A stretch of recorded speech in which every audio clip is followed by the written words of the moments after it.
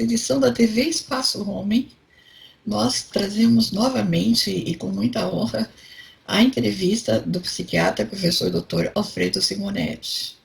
Desta vez ele vai trazer para nós algumas informações muito importantes sobre o momento que nós estamos vivendo, né, e também sobre outras situações assemelhadas, onde os sentimentos são mais ou menos parecidos, né, sofrimentos e também as soluções, provavelmente, né, isso nós vamos descobrir com ele. Então, com vocês, né, o psiquiatra professor Dr. Alfredo Simonetti, para cumprimentar cada um de nossos queridos internautas aí que está acompanhando a sua entrevista hoje, ok? Muito grata por participar. Olá, muito obrigado pelo convite para participar da TV do Espaço Homem e agradeço a Elizabeth pela ideia de me convidar mais uma vez. Pois é, doutor, até quando eu tinha comentado com o senhor assim, qual que poderia ser uma pauta, embora pareça um pouco triste demais, né, a gente está mexendo nesse assunto, mas às vezes a gente tem que encerrar os assuntos, né? Também, para encerrar, a gente tem que enfrentar e encontrar as respostas, não é mesmo? Ficar fugindo sempre das coisas, a gente não tem respostas, a gente não encerra aquelas coisas dentro da gente. Eu, pelo menos, acredito assim, não sei, o senhor, como psiquiatra, depois pode nos orientar se é assim ou não, né? O enfrentamento ajuda a gente a ficar mais feliz, mais em paz, mais saudável ou não, né? É interessante a gente começar, talvez, com o nosso assunto aí, que eu quero depois que o senhor aborde com mais detalhes, mas antes explicando um pouco mais, para quem não sabe, da sua especialização, não é? Bem, eu sou um médico psiquiatra e sou também um psicanalista, né? Então, eu trabalho com as duas possibilidades, com as duas armas que temos para lidar com o aspecto emocional, que são as pílulas e as palavras, né? Os remédios como psiquiatra e as palavras como psicanalista, né? Então, essa tem sido a minha trajetória profissional, um pouco às vezes mais médico, um pouco às vezes mais psicanalista, mas sempre nessa dualidade das pílulas e das palavras. Há muitos anos já, né, doutor? Quantos anos já está? Olha, não acho que não falo essas coisas. Não foi ontem que eu comecei, Elizabeth. Como assim há muitos anos? Mas eu gosto de colocar, porque se tem uma coisa que eu respeito é a anterioridade, sabe? Anterioridade é um nome bonito, né? Você é muito criativa, né? Mas é Sim, legal. Eu acho que isso que muitos é mais. anos mesmo. Eu trabalho há, há 30 anos com pessoas, digamos, com pessoas em situação de crise, vamos falar assim, né? É o que temos bastante. Tenho trabalhado muito tempo nessa abordagem de uma terapia de crise, digamos assim, né?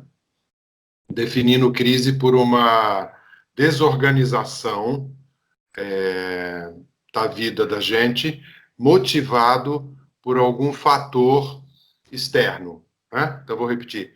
Vamos considerar aqui, né, nessa nossa conversa, como crise, como aquela desarrumação da nossa cabeça e da nossa vida, né, motivado por algum fator externo. O que é diferente, às vezes, de uma depressão, né, que vem uma desarrumação também, mas motivado por alguma coisa interna nossa. Né? Aqui eu acho que seria mais o momento da gente começar, porque nós estamos vivendo, não é, esta desarrumação a partir de um objeto, de uma ameaça externa. Certo. É como se a gente tivesse numa situação de guerra, um inimigo está atacando, a gente não tem as armas suficientes ainda, não sabe, não tem um plano de ação, né, de reação, e aí começam a ocorrer uma série de sintomas, digamos assim, tá, que vão estar derivados desse estresse, dessas incertezas, né? Então aí aqui o senhor entra praticamente com o tema de hoje, né? Que achei muito interessante o senhor se reportar a questão do luto e a luta, né? Quer dizer, uma coisa muito interessante, basta a palavra passar do masculino para o feminino e mudou Pois é. completamente, né? O sentido até existencial, né? Sim, antes de tocar nessa questão da luta e do luto, você me lembrou uma situação que a gente viveu no começo da pandemia, que é essa história de que é uma situação de guerra, né? Quando a pandemia estava chegando, para abril, né? A gente escutou muito isso. Vamos nos preparar, que é uma situação de guerra, né? E de fato isso aconteceu. Posso contar em um hospital. O hospital precisava se reorganizar para preparar os leitos, né? E, e o que foi passado para os funcionários era isso. Estamos numa situação de guerra e numa situação de guerra todo mundo faz as coisas. Então a equipe inteira, né, médicos, psicólogos, enfermeiro, todo mundo colocou a mão na massa nesse hospital, nessa situação particular que estou contando, para fazer a mudança dos móveis, né, para tirar os móveis de escritório, para instalar as coisas. Então, por um lado, isso foi um movimento muito interessante, mas por outro, dizer que é uma situação de guerra para nós não faz muito, não traz muita Sim, informação, porque a é, gente não passou, né? é verdade. Talvez a gente não sabe. Para nós, guerra é coisa de filme que a gente via na Europa, né? A gente não sabia na carne como é. Agora a gente sabe, né? Decorrido quase 10 meses aí, né? Então a gente já tem um pouco a noção do que é essa situação. E que assim, eu entrando nessa questão da luta e do luto, vamos dizer assim que a pandemia veio como se fosse uma pedra que caiu num lago, né? Produzindo aquelas ondas concêntricas que vão se espalhando. Então, o impacto da pandemia depende de aonde você está no lago, né? E a bordo de que tipo de barco, digamos assim.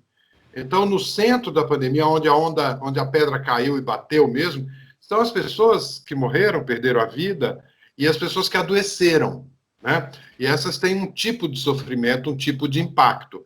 Se você é um familiar ou é um profissional de saúde, que você está um pouco ali ao redor, você tem também outro tipo de impacto. Se você está mais longe e você não adoeceu exatamente, você tem outro impacto, que basicamente é onde estamos todos, pelo menos um pouco nessa terceira onda, digamos assim, do lago, que é pagando o preço, suportando, lutando com a questão do isolamento social, do medo, né? E é claro que também faz muita diferença se você está num barquinho, numa boia, ou se você está num iate, né? Então depende das suas condições. Se você tinha uma poupança para queimar, se você não tinha. Quem tem a poupança para queimar ficou irritado, ficou preocupado porque estava gastando um dinheiro guardado. Mas e se a pessoa não tinha nem o dinheiro guardado? Ela não estava preocupada, ela estava Perdeu o desesperada. trabalho, né, também. Então, depende de aonde você está no lago, qual é a distância da pedra, que é o sofrimento. E aí foi que entrou essa ideia da luta e do luto, né? Então, vou dizer exatamente o que eu penso de luta e luto. Quando é que a gente fala de luta? Quando eu estou fazendo alguma coisa, qualquer coisa, para mudar uma situação problemática. E aí eu falo do luto quando eu estou fazendo um trabalho comigo mesmo, porque a luta é um trabalho com o mundo. O luto é um trabalho comigo, para suportar uma situação que não pode mais ser mudada. E a pandemia está nos convidando a esses dois processos, né? Tem horas que temos que lutar contra o vírus, temos que lutar com as dificuldades financeiras, né? Temos que lutar para suportar o tédio do, do isolamento, a frustração, a solidão, né? E temos que também fazer o luto, porque o luto não é apenas a palavra luto, ela é boa e não é ao mesmo tempo, porque ela lembra muito da morte, né? E o luto não é exatamente o que a gente faz diante da morte, é o que a gente faz diante da perda. Compreendo. Pode ser a perda da vida, que é a morte, mas a perda das nossas ilusões, né? Então eu analiso essa questão do impacto psicológico e existencial da pandemia em termos de luta e luto, e que às vezes estão juntos. E com certeza também, como o senhor fez referência aos profissionais nos hospitais, para eles também não foi fácil, né? Quer dizer, eles estão ali querendo a vida das pessoas e de repente assim, mais um, menos um, quer dizer, o impacto aos profissionais também, embora não sendo parentes das vítimas, vamos dizer assim, né? mas ter que ver essa contabilidade, né, que foi negativa em algumas circunstâncias, né, essa perda ela não foi por um parente, ela foi uma perda pela incapacidade de dominar, né, aquilo que ele, como profissional, queria, né, ambicionava, quer dizer, então esse estresse, essa depressão, entre aspas, digamos assim, que é uma nova forma, ela tanto poderia estar acontecendo com os profissionais, ela pode estar acontecendo com os cientistas que estão desesperados atrás dessa vacina, quer dizer, a gente não pensa neles, né? Pode estar esse estresse, de repente, assim, imagina a impotência dos governantes, das lideranças, porque, queira ou não, a responsabilidade dessas vidas todas que estão ali nesse entorno é deles, né? Quer dizer, uma decisão, uma busca de alguma coisa que seja a solução, e essa solução ainda não há. Isso eu acho que é o mais estarrecedor, né? Que tudo ainda é uma fase de tentar, né? Então, quando a gente está pensando assim só na dor da gente, muitas vezes, a gente não abre o horizonte, né? Existem muitas dores neste momento, quando o senhor fala na pandemia. Ainda não entramos nas vidas pessoais, mas assim, olhando no todo, no complexo, né? Há muitos sofrimentos, não é? Em geral, é um sofrimento que vai expandindo e fica global, não é? Sim, né? O sofrimento é global, as soluções é que não são globais, né? Porque nós não estamos todos no mesmo barco, nós estamos todos no mesmo lago, que foi, Uhum. né, transtornado pela pedra da pandemia. Mas cada um está num barco diferente. Depende do que é aquilo que eu falei, depende da sua situação financeira, depende da sua situação familiar, depende de que país ou em que cidade você está, né? Mas tocando nesse ponto dos profissionais de saúde, né? Acontece uma coisa que os médicos, profissionais de saúde sempre se defrontaram com essa questão da impotência diante de uma doença, da perda dos pacientes. O que é novo nisso é o número, né? É a repetição, né? É todo dia, é aquela hora, é várias vezes por dia de perder um paciente, né? Então, isso cria um estresse para a equipe de saúde. E tem um estresse a mais, que não é habitual para a equipe, é a equipe sentir que ela também está correndo risco. Porque uma coisa é você estar na UTI tratando de pacientes com câncer, né? Os médicos de UTI, os intensivistas, também estão muito acostumados, entre aspas, a perder os pacientes, né? Afinal, trabalham num lugar de pacientes muito graves. Mas qual é a novidade da pandemia? Ele também corre o risco, É verdade, é. né? Então, ele está tratando de alguém, amanhã pode ser ele. Isso aconteceu muito, né? A equipe chegar um dia e ter como paciente o colega que estava em pé na noite passada. E, e aí é inevitável o pensamento, posso ser eu. Então, esse estresse foi um estresse novo para a equipe de saúde, né? Tanto o medo de que posso ser eu e a angústia de que agora eu estou cuidando do meu colega. Então, Uhum. isso deu uma certa cara diferente para esse sofrimento dos profissionais de saúde, né? Eu acho que esse exemplo que o senhor passa agora é muito interessante, porque ele vai realmente congregar essas duas forças, né? Que é o luto e a luta, quer dizer, é sensacional a exemplificação, e ao mesmo tempo mostra para quem é leigo, que não está nessa perspectiva, né? Nessa tentativa de fazer a sua missão profissional, né? Tá em casa chorando, perdi meu emprego, né? E não sei o que, como o senhor disse, não tenho meu dinheiro agora, não posso sair para jogar, não posso sair para fazer meu futebol, não. Ficam aqui essas crianças aí tudo gritando, né? E pensar que gritando é porque elas estão saúde, que elas estão bem, né? E ali vão uma série de coisas que talvez agora a gente comece a ter que rever, né? Os tipos de morte, né? A morte material, a morte emocional, além da biológica, né? E há outras mortes aí no meio do caminho, né? Eu acho que a pior morte que tem é a pessoa desistir de querer conquistar uma nova situação, né? Tá difícil, tá horrível, tá perdido, mas eu posso inovar, eu posso tentar, eu posso sair de mim mesmo e buscar uma nova solução, né? Então, aonde que psicologicamente, psiquiatricamente, de forma psicanalista, aí dá para a gente trazer à tona isso aqui, para a pessoa ver que ela é ainda uma pessoa criativa, capaz de reconstruir, né? Eu acho que o mais bonito de tudo é isso, né? Um ponto problemático nessa questão da luta e do luto Hum, seria a pessoa não conseguir enxergar o que é mais apropriado para aquele momento, né? Pense, uma pessoa que luta e insiste em continuar lutando quando não há mais nada a fazer, né? certo. Vamos pegar um exemplo político, né? Vejamos o que aconteceu nos Estados Unidos, né, com o Trump, né? Há uma derrota, há uma perda. É que ele é um homem ele sabe lutar muito, mas ele não sabe perder, Certo. né?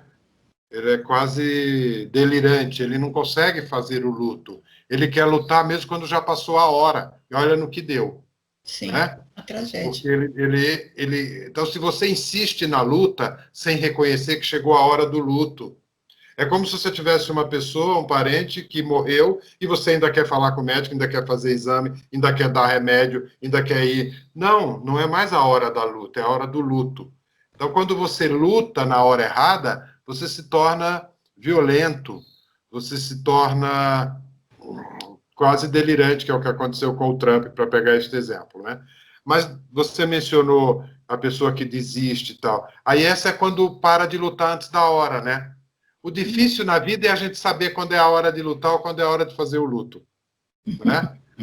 Até aquela oração de São Francisco que fala assim, que ele É, pede, né? Assim, ó, me ajude a enfrentar as coisas e a aceitar quando não tem mais como mudar. E, acima de tudo, me dê claridade para saber o que é uma coisa com a outra. Porque se você fica lutando na hora errada, isso não funciona. Ou se você faz o luto antes da hora, algumas pessoas desistem, que a depressão é como se fosse. A depressão, não sei, mas o desânimo, essa morte em vida que você está falando, seria um luto antes da hora, né? Ainda seria a hora de lutar e a pessoa já está fazendo o luto, já está fazendo a desistência, né? Então, esse encontrar quando é a hora do luto, da luta, é muito valioso na vida. E às vezes a gente se perde um pouco nisso, né? uhum. Ficamos lutando, dando burro em ponta de faca, que seria a luta fora de hora, ou ficamos desistindo antes da hora, que seria o luto fora da hora, né? Certo. É interessante a sua observação, eu até achei um pouco de graça, porque eu tive um grupo de estudos que tudo a gente pegava os contos, de estilos, né, de literatura, e a gente fazia as interpretações sobre, inclusive do ponto de vista assim, de sentimentos do autor ou do personagem, enfim, né. Quando o senhor falou isso, eu me ri um pouco, eu lembrei da história do Sancho Panza, né, quer dizer, muitas vezes a gente só faz isto ou é o Dom Quixote, né? Quer dizer, nós temos aí dentro dessa psicanálise, como o senhor fala, às vezes nós temos algumas coisas assim, um pouco da histórico desses personagens, né? Quando a gente tem que enfrentar a vida, é muito engraçado, Uhum. né?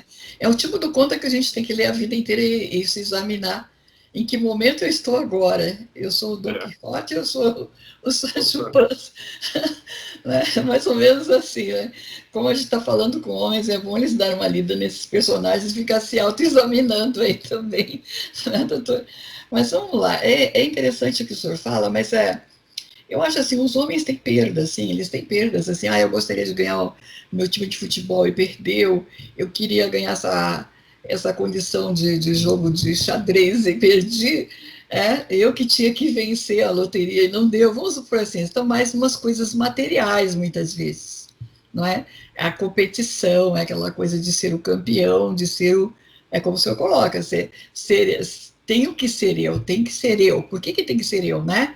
Então, eu sou o homem, eu que tenho que vencer. Essas coisas vão para dentro da casa, da família, né? Quem manda aqui sou eu que sou o homem, não é mais ou menos assim?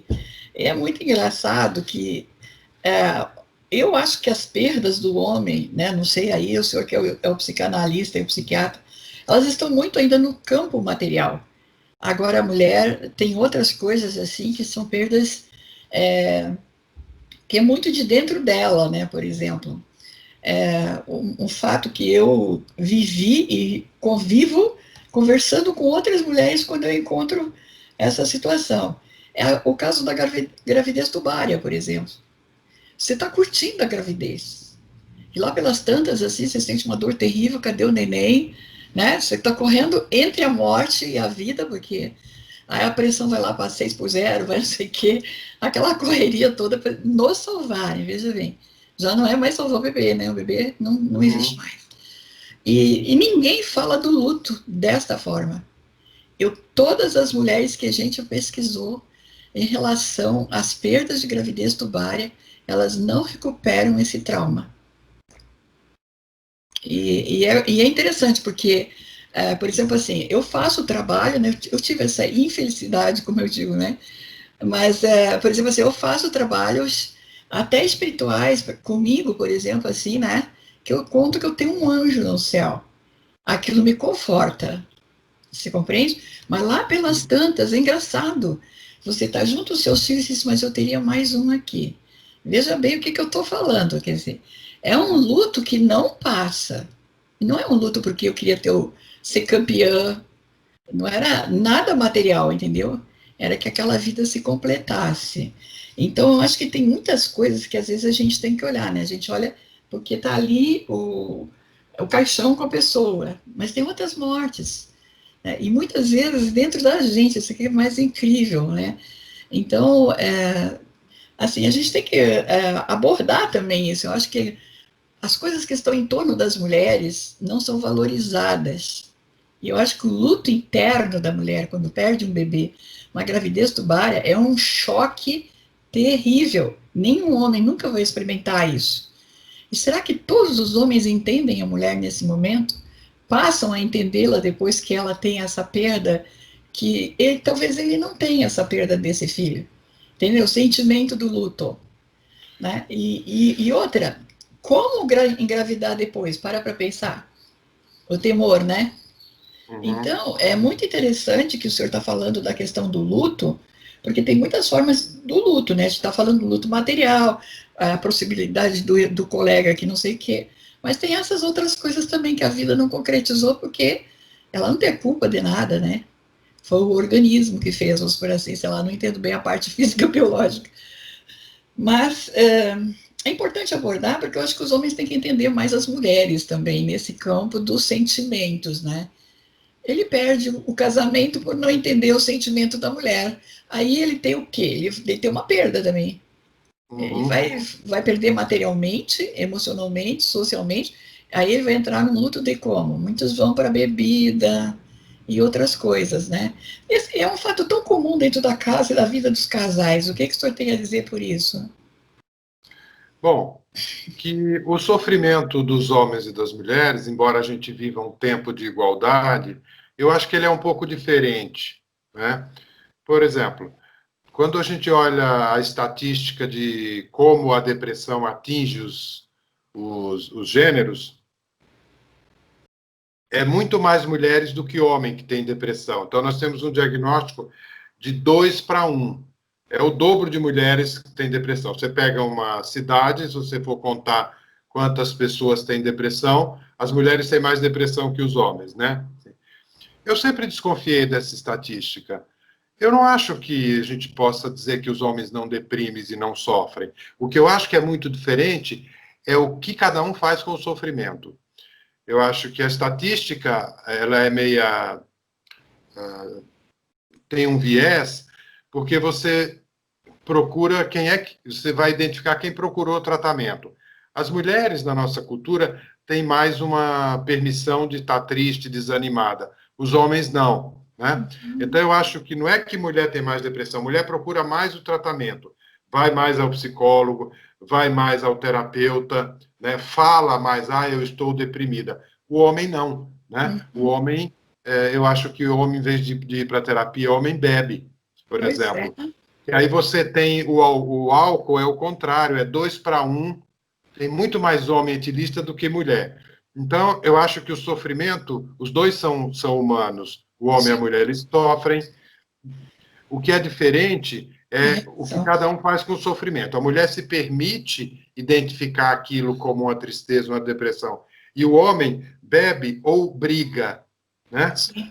Eu acho que os homens, de um modo geral, tratam depressão no boteco e no campo de futebol, bebendo e brigando, né? Seja no campo jogando ou na torcida, né?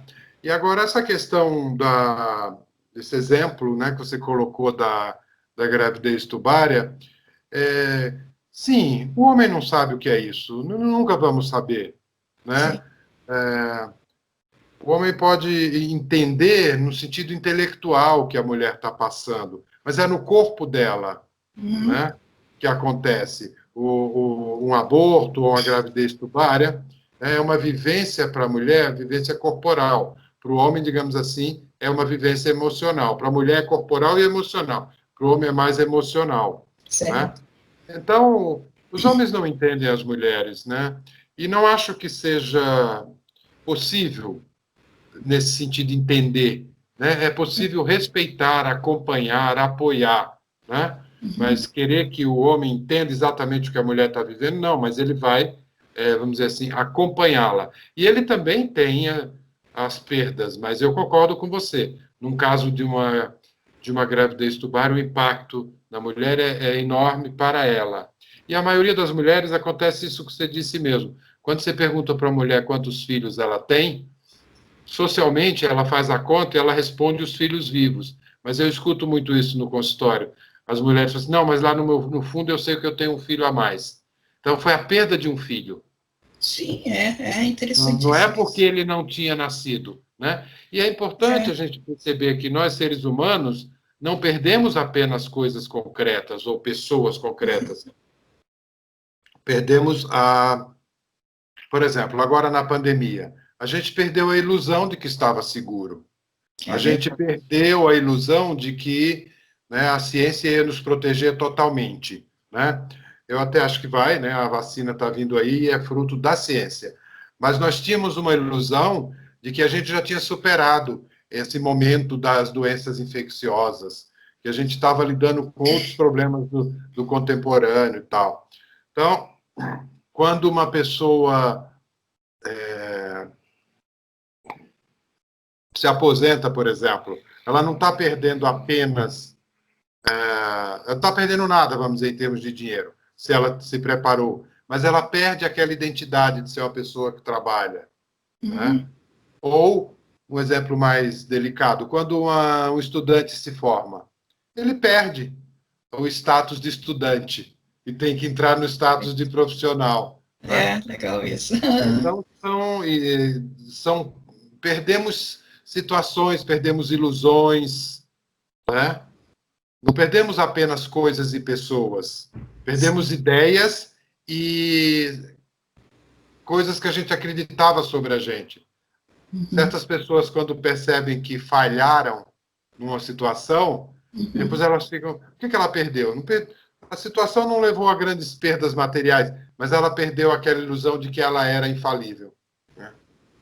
Que interessante. É mesmo, né? Pode. Talvez isso aí também vai estar acontecendo muito nas lideranças, né? É aquela coisa assim, eu sou o líder e eu vou mudar essa situação. E daí não tem como mudar, né? Porque tem vários N fatores, quer dizer, talvez as pessoas que estão atualmente nas lideranças, tendo que lidar com essa situação caótica de uma hora para outra que envolve milhões de vidas, não deve ser fácil também. Neste momento, o que está dentro da cabeça, do sentimento desses líderes, né? Porque eles estão tendo perdas também, quer dizer, cada vez que tenta alguma coisa e não deu certo, e uma avalanche de mortes, deve ser muito triste para dentro deles também, né? Acho que a gente tem que pensar nisso, né? Tem a ver? Tem a ver, mas eu acho que para os líderes, eles tratam de números, eles perdem números, eles Compreendo. não perdem pessoas. A vivência não é de perder uma pessoa, né? São estatísticas, são índices, né? O índice de mortalidade, o índice de sobrevivência, né? A liderança, vamos dizer, eu falo não só a liderança política, mas a liderança administrativa, né? As perdas são em termos de números. É. é diferente de quando você tem uma perda próxima. É aquela ideia, quando os números viram nomes, né? Uma Uhum. coisa, perdi 30 mil pessoas no Brasil, 200 mil mortes, isso é um número. Mas quando você fala, eu perdi o Pedro, o João, a Maria. Aí já Então, não. perda, essa perda que você está se referindo, eu acho que ela é diferente, porque ela é de um nível mais distanciado da dor.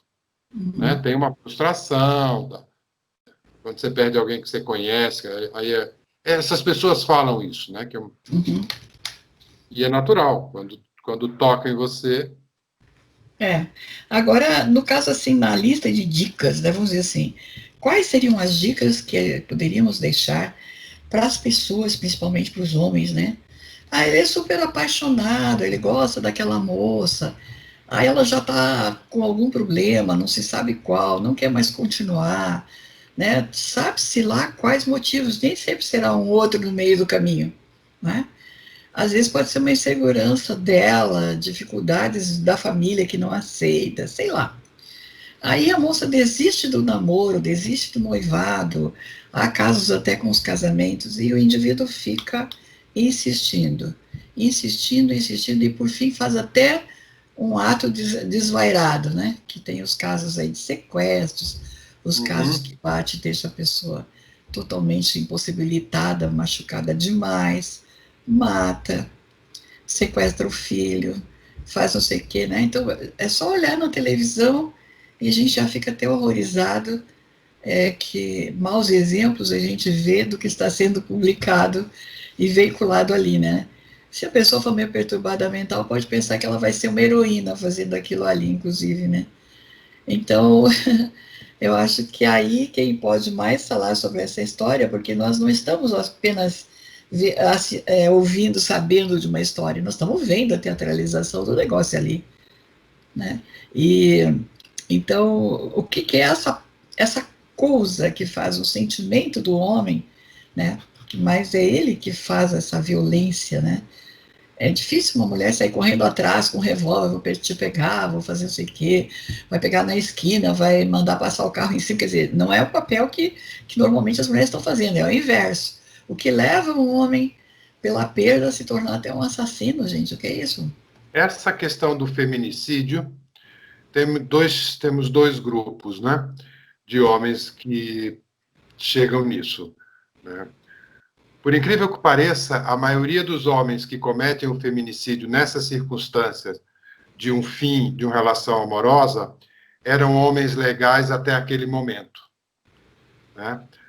Esse é um grupo, homens que são legais, que são amorosos, tá? E que diante deste rompimento são tomados, como você disse, né, por alguma coisa e eles fazem essa passagem ao ato. E você tem o outro grupo, daqueles que são os homens abusadores, violentos, que já vinham fazendo isso mesmo durante o casamento, né? Então, são dois homens. Eu quero comentar deste tipo de homem que até o momento da separação é um marido legal, mas aí não tolerando essa rejeição é tomado por esta força e pratica esses crimes, né? O que eu costumo dizer que é o seguinte: o homem não consegue controlar os seus sentimentos, ele controla o seu braço, né? Quer dizer, se ele pode controlar o que ele faz, mesmo que ele esteja sentindo uma dor muito forte. Então, a frase é segura a sua onda, né? Quer dizer assim, você não pode controlar a raiva e a tristeza. Ou seja, não é que você não pode controlar, você não pode dizer, eu quero ter ou não. Ela vem. Agora, você pode controlar a sua vontade de bater, a sua vontade de agredir. Né? Então, eu acho que o homem ainda, né, possuído, além de ter esse impulso de dentro, tem uma coisa cultural que eu acho que vai mudando aos poucos, né, que parece que ele pode, né, resolver essa questão pela ação, né, lutando ainda. Esse é um exemplo de que o homem tem dificuldade de fazer o luto da perda, da separação, então ele luta. Né, Uhum. porque talvez os homens sejam mais preparados para a luta do que para o luto. Ok, entendi. E aí eles resolvem a coisa na porrada. E como eu falei, o luto é um trabalho consigo, para dentro. Não tem mais nada o que fazer no mundo, não tem nenhum problema mais a resolver. Tem só uma que aguentar seus sentimentos, né? E os homens têm mais dificuldade com esse trabalho. Estou falando genericamente, né? Sim. Muitos homens Não não pensam. todos, não todos, né? É. Agora também, no caso da questão da violência contra crianças, eu acho que até passei umas notícias lá para a gente estar ilustrando aqui, né? Existe também as mães violentas com as crianças, não é? Mas ainda, lamentavelmente, são os homens que estão mais violentos de uma série de coisas que prejudicam, imagine os traumas para as crianças com tudo que a gente está lendo ali das notícias, né? Chegando mesmo assim até a assassinato do próprio filho, abuso sexual, coisas que são de violência, de bater, sequestrar, arrumar quem tira as crianças para não sei o quê.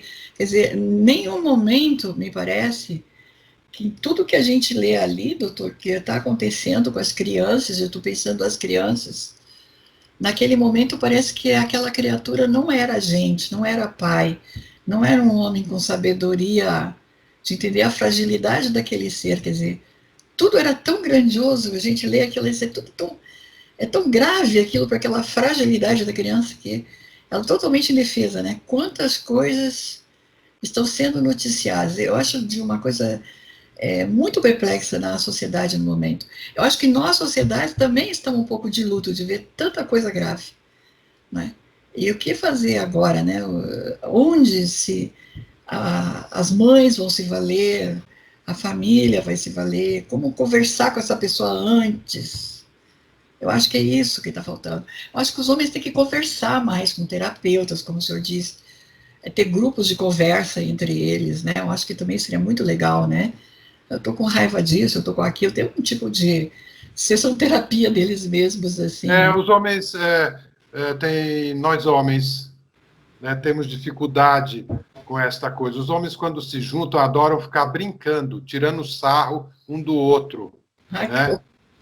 É diferente das mulheres quando se juntam, as mulheres encontram um certo companheirismo, fica falando dos seus problemas. Nós homens, quando nos juntamos, é para tirar um sarro um do outro, né? Para ficar provocando, brincando. Nós homens temos dificuldade com a conversa sincera, né? Espontânea, íntima. Preferimos ficar falando dos outros ou falamos da gente com brincadeira, né? Eu acho que isso por uma questão cultural, né? É muito forte ainda. Então, nós temos, de um modo geral, a dificuldade de procurar terapia. Por isso que a maioria das pessoas em terapia são mulheres. Uhum. Né? Eu acho que esse recurso da conversa, né? O homem tem dificuldade mais Parece que talvez isso pareça como impotência, como fraqueza, ter que admitir que precisa de ajuda, de conversar com alguém. Né? Seria esse o sentimento que leva, digamos assim, a eles não criarem os próprios grupos, né? Porque, por exemplo, assim, existem trabalhos de ONGs extraordinários, né?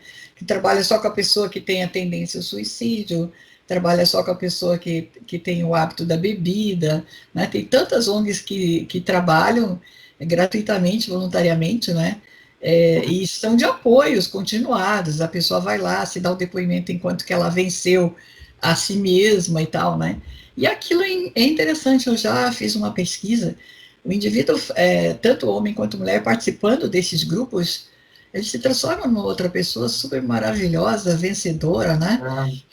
E é uma coisa gratuito, não é, doutor? É impressionante. Até, viu, acho que é Narcóticos Anônimos, eu vi, era um deputado que tinha um movimento, eu participei de algumas orientações, assim, né, sessões para ver, e ficamos acompanhando os grupos, o resultado é extraordinário.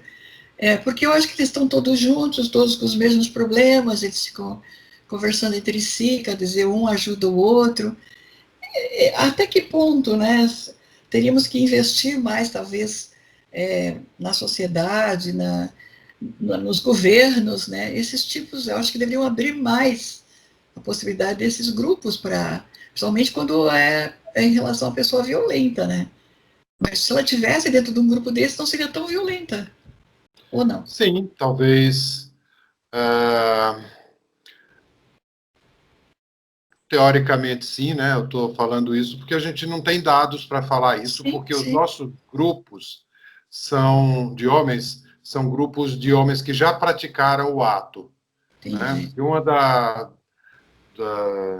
das penas que a justiça impõe aos homens violentos é uma terapia compulsória.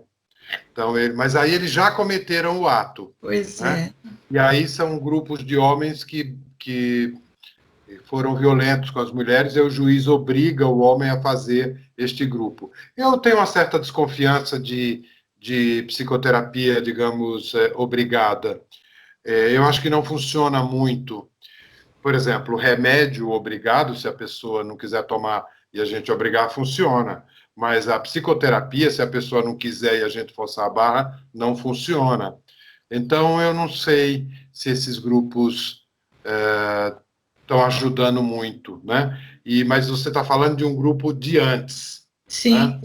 temos vários, né? Temos vários. É, sim, eu acho que quando o trabalho da palavra, quando você gasta a emoção através da palavra, diminui a chance de você gastar a emoção através do ato. Então, Compreendi. sim, os grupos seriam uma saída bastante interessante. Uhum. Fica aí a dica para aqueles homens bacanas assim que estão vendo parentes, amigos, colegas, vizinhos, né, numa situação bastante constrangedora, que a pessoa está se exaltando demais, está seguindo caminhos, né, que vão ser nocivos para a vida dela, dessa pessoa, desse homem, desse amigo. É interessante, até vou procurar nessa edição fazer uma divulgação de todas essas entidades, né, que atendem É, gratuitamente. Eu acho que é importante também aqui que os colegas aí da área de jornalismo que possam estar também tendo acesso ao que nós estamos falando, normalmente há, né?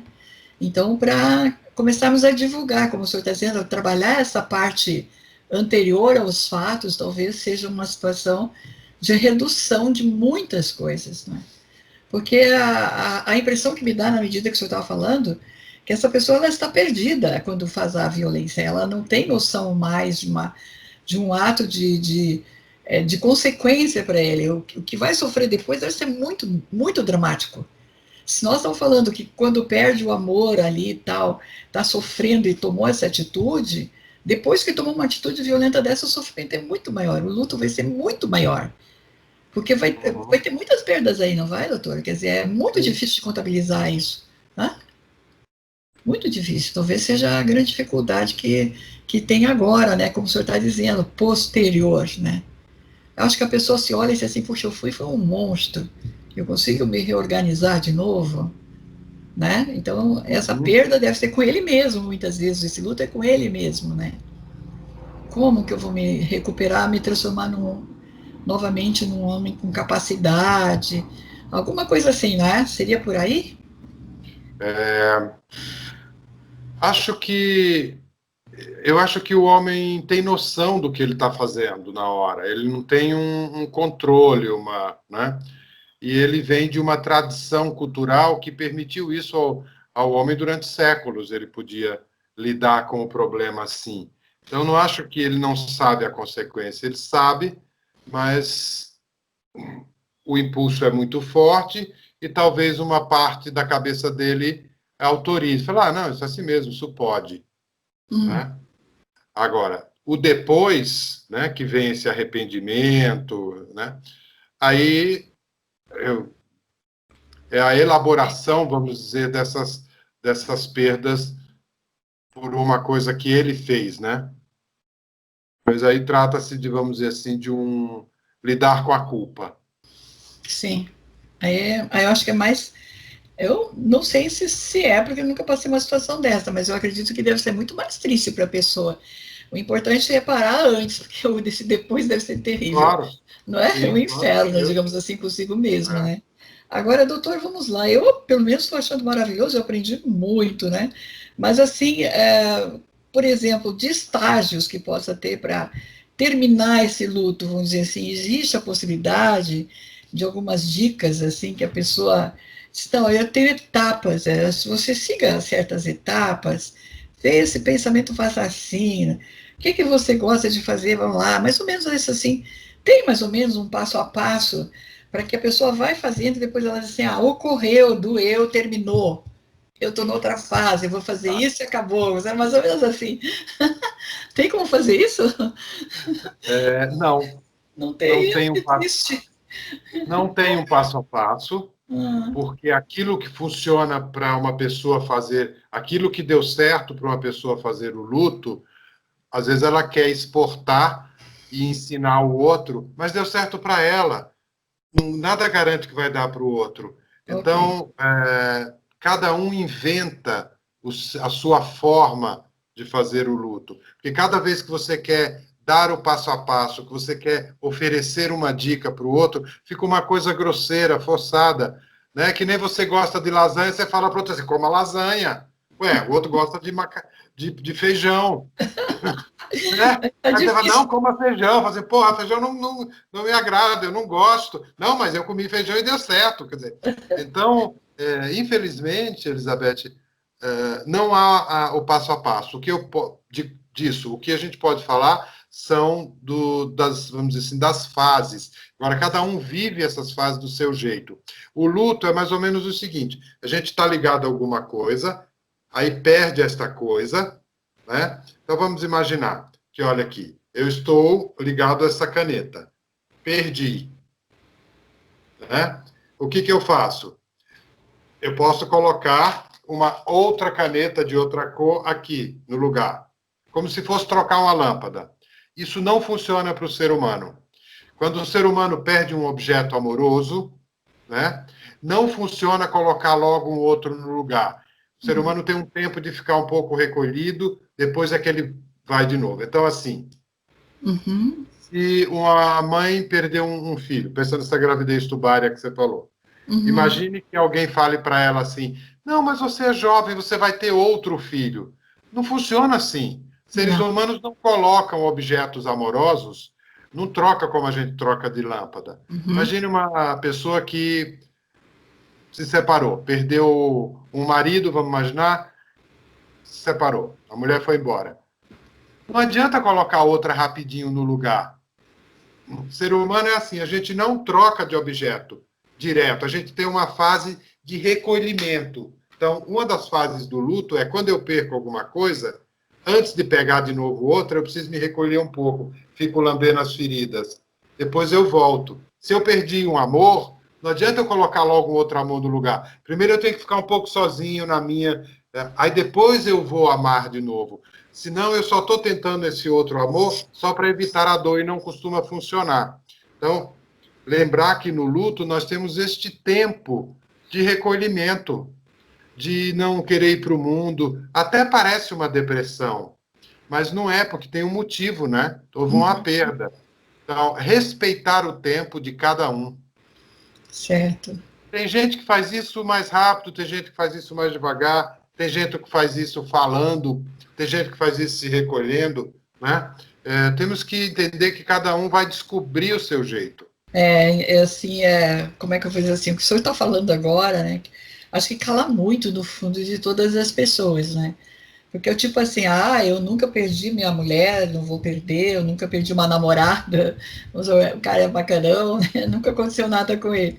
Mas, de repente, é como o senhor disse, né? Vem a morte aí inesperada de uma pandemia, e aí como fica de uma hora para outra.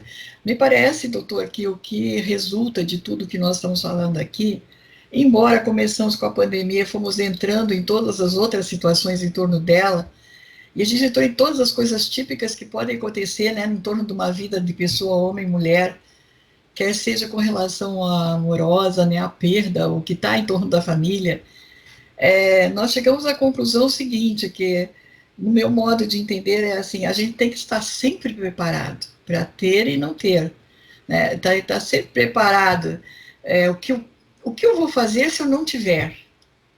Se essa pessoa não Eu, estiver aqui, o que eu vou eu, fazer eu na acho, vida? eu acho que Não? não, eu discordo um pouco de você. Como Eu que acho vai? que não Como é que o adianta senhor a gente explica? ficar se preparando para isso. Primeiro que não tem preparação. Quando acontece é sempre muito diferente do que você imaginou. Você vai falar assim, que eu vou fazer se eu for assaltado um dia? Aí você fala assim, não, eu vou entregar a chave do carro, eu não faço nada. Aí na hora do assalto você reage impulsivamente. Então eu acho que para as coisas mais dolorosas da vida não tem treino. Tá. Não adianta treinar, Isso né? é Na muito hora que importante o que você está falando. acontece é Isso. que você vai ver como é que você faz. E não adianta você gastar o tempo bom da relação querendo se A preparar para quando possibilidade. ela... É Pois é. bobagem. Né? Não, o que eu vou fazer se a minha mulher for embora? Não, não pense nisso, não. Se É. for, você vê o que faz.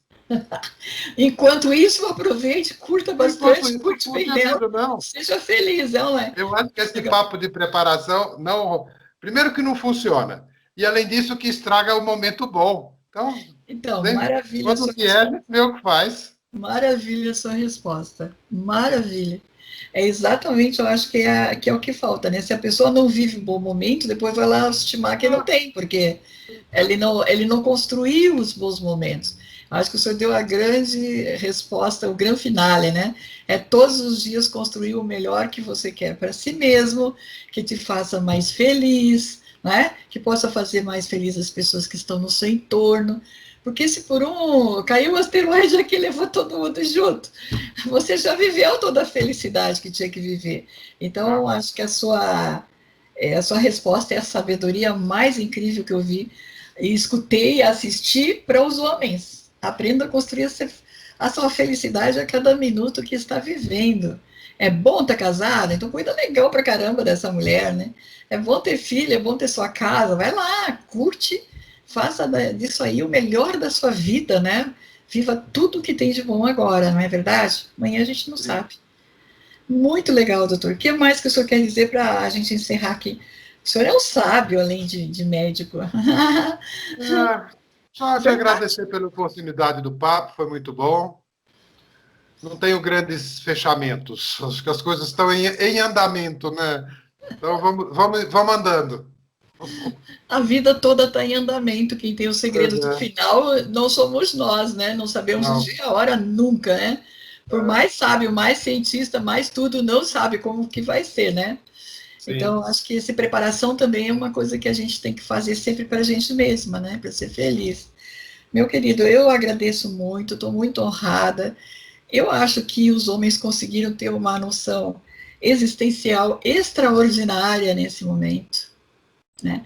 Eu acho assim que a gente mostra que muitas coisas é triste para o homem, muitas vezes é mais triste para a mulher, como é o caso da perda da gravidez do Barry. Ele queria ter um nenenzinho lá embalando, puta, mas eu estava dentro dela e ela não conseguiu concluir, não foi culpa dela, né? A É, natureza que fez. Então, eu acho assim, a gente tem que ver todas as coisas sempre assim, marido, mulher, filho, mãe, pai, né? Até que ponto aquela pessoa está sofrendo, ou até que ponto aquela pessoa vai superar, como que a gente pode estar ajudando. Eu acho que é mais ou menos assim, de apoio, de carinho, de fraternidade, né? Eu acho que veio um período de grande solidariedade daqui para frente também, né, doutor? sim. Tá bom? Eu sou muito grata, muito honrada, mais uma vez, deixo aí para as suas despedidas, né? Do nosso público, se quer falar sobre palestras, livros, seu site, fique à vontade. Então, tudo bem. Espero que a gente consiga atravessar este momento aí da pandemia, que é a tarefa existencial que está diante de todos nós. Vamos andando. Tchau, Elizabeth. Muito obrigado. Tchau, pessoal. Obrigado Ok. pela atenção. Tchau. Muito obrigada, felicidades. Gente querida, assim nós terminamos mais essa edição da TV Espaço Homem. Acreditamos que você tenha gostado muito, né, dos conhecimentos, enfim. Vamos aí, se reúnam com seus amigos e vamos discutir os assuntos, que eu acho que é assim que a gente amadurece e se enriquece mais, tá? Nosso grande abraço, um feliz ano 2021. Nossa tristeza para quem está triste, nossa alegria com quem daqui a pouco vai construir um mundo alegre e feliz para si mesmo, tá? Até lá. Tchau.